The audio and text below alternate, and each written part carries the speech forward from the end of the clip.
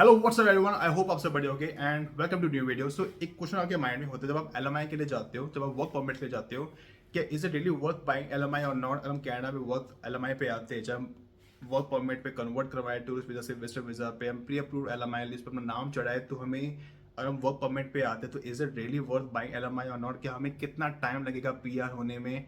हम हमें जो एजेंट है, कंसल्टेंट है, वो ये बोल रहा है कि 1 ईयर का एक्सपीरियंस लो, उसके बाद आप फाइल हो जाएगा, आप आराम से को पीआर भी मिल जाएगा। तो इसमें कितनी सच्चाई है।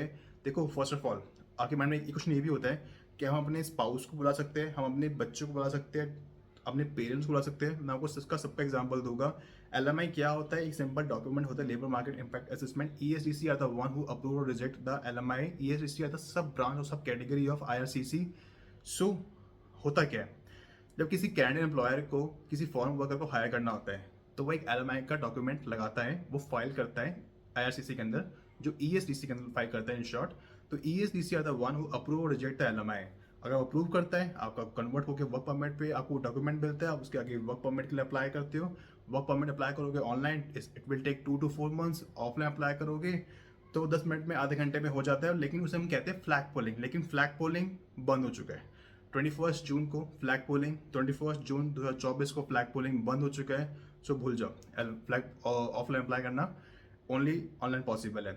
दूसरी मोस्ट इंपॉर्टेंट चीज़, क्या हमें, चलो हमारा एलएमआई हो गया, वर्क परमिट भी हो गया, तो हम अपने स्पाउस को बुला सकते हैं? बिल्कुल बुला सकते हो। आप हस्बैंड वाइफ बिल्कुल बुला सकते हो। बच्चों को बुला सकते हो? बिल्कुल बुला सकते हो। आप अपने पेरेंट्स को बुला सकते हो? बिल्कुल बुला सकते हो। उनको विजिटर वीज़ा पे बुला सकते हो। विजिटर वीज़ा 10 साल के लिए तो होता है, जब तक आपका पासपोर्ट वैलिड है, आप बिल्कुल बुला सकते हो। अब मेन मुद्दा आता है कि जब कोई कंसल्टेंट एजेंट ये बोलता है कि भाई आप एलएमआई पे जाओ, वर्क परमिट पे जाओ, 1 साल के बाद आप एलिजिबल हो जाओगे, हम आपको गारंटी दे रहे हैं, हम आपको श्योरिटी दे रहे हैं, हम आपको पीआर करवा के देंगे। ऐसे एजेंट जो कंसल्टेंट ये बोलते हैं ना, आपको पीआर करवा के देंगे, वो सबसे बड़े चूतिया होते हैं, सबसे बड़े महा चूतिया होते हैं। कोई भी पीआर आपको नहीं दिलवा सकता अगर आपका स्कोर नहीं बन रहा, अगर आप डिमांडिंग फील्ड में नहीं हो, डिमांडिंग इंडस्ट्री में नहीं हो, अगर आपका सीआरएस स्कोर नहीं बन रहा, अगर आपका सही इंडस्ट्री में नहीं हो, सॉर्ट नहीं, नॉक कोड में नहीं हो, ऐसा ही प्रोविंस में नहीं हो, अगर नहीं बन पाएगा, आपको पीआर नहीं मिल पाएगा। और कोई इसकी गारंटी श्योरिटी नहीं होती कि आपको पीआर मिलेगा भी। It's all depend upon the Canadian government, it's all depend upon the IRCC, ESDC. They are the one who see, they are the one who check कि आपकी जो जिस जगह पे आप जॉब कर रहे हो, जिस इंडस्ट्री में आप वर्क कर रहे हो, उसकी डिमांड है या नहीं है। और ये भी मैटर करता है कि आप किस प्रोविंस में हो। अगर आप एलएमआई पे जाते हो, आपको मेनली इमिग्रेशन कंसल्टेंट एजेंट 2-3 जगह भेजेंगे, ब्रिटिश कोलंबिया, ऑन्टेरियो, अल्बर्टा, या कुछ कुछ भेजेंगे मैनिटोबा साइड या सस्कैचुअन साइड। कोई अगर आपको ये बोले कि आपका 1 साल के बाद पीआर हो जाएगा, एक चीज़ याद रखना, आईआरसीसी का ऑफिस, ईएसडीसी का ऑफिस किसी के घर में नहीं खुला हुआ। कोई आपका पीआर नहीं करवा सकता अगर आपका स्कोर नहीं बन रहा। अगर आपका सीआरएस स्कोर 500 से ऊपर जा रहा है तभी एलएमआई पे आओ, ये मैं कहता हूँ, मेरा ओपिनियन है। करंट सिनेरियो में 2025-26 तक अगर आपका बनता है तभी आओ, क्योंकि अभी बहुत ज़्यादा कंपटीशन है। और ये भी मैटर करता है आपके, आप कौन सी इंडस्ट्री में वर्क करते हो, आप स्किल बेस में वर्क करते हो, आपके हायर चांसेस है। आप मेडिकल में हो, नर्स फील्ड में हो, आप हॉस्पिटैलिटी में हो, आप शेफ के रिगार्डिंग हो, तब आपके हायर चांसेस है। बट सी, चेक करो कि आप किस प्रोविंस में जा रहे हो, किस इंडस्ट्री में वर्क कर रहे हो, आपका नॉक कोड क्या है। ये सारी चीज़ें मैटर करती है, आपका प्रोविंस बहुत मैटर करता है।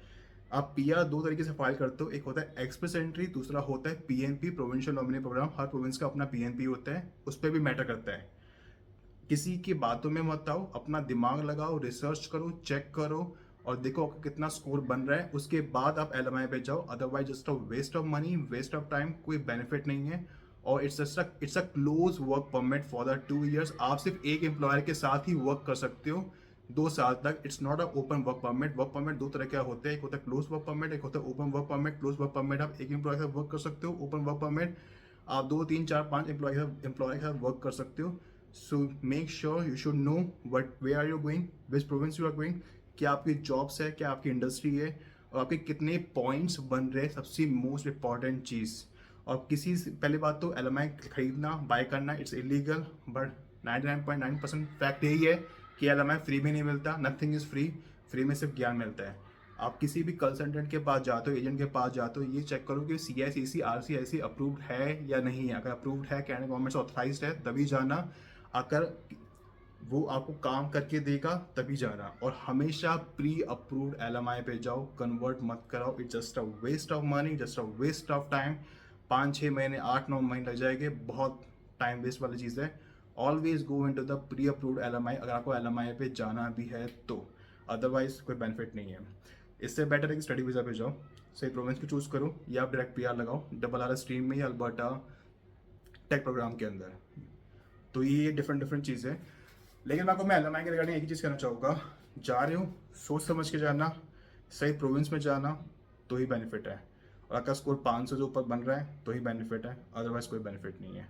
Otherwise just a waste of money, waste of time.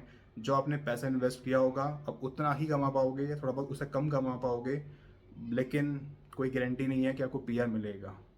It's all depend upon your score, upon your profile only. So video यहीं पे end करता हूँ, and if you have any other question regarding anything, just let me know in the comment section. If you need a mini session one to one, you can DM me on Instagram. तब तक के लिए goodbye and have a great day.